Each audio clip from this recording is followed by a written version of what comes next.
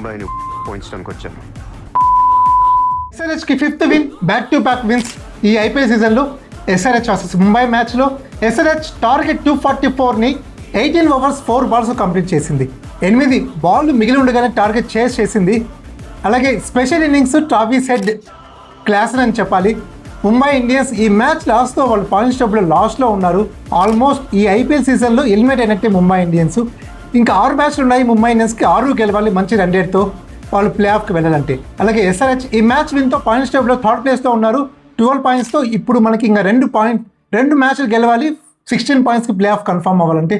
అలాగే ఎస్ఆర్హెచ్ ముంబై మ్యాచ్తో విన్తో ఐపీఎల్లో 100వ విన్ వాళ్ళు కంప్లీట్ చేసుకున్నారు. SRH versus Mumbai Indians match మీకు ఎలా అనిపించిన కమెంట్స్లో మెన్షన్ చేయండి. ఎస్ఆర్హెచ్ ఇప్పుడున్న ఫామ్లో మనము కప్పు కొట్టడం ఖాయమనిపిస్తూ ఉంది. మీరేమంటారు? ఈసారి సీజన్లో ఎస్ఆర్హెచ్ కప్ కొడుతుందా? అలాగే వీడియోస్ లైక్ చేయండి. మరి అప్డేట్స్ కోసం సబ్స్క్రైబ్ చేసుకోండి. Thank you.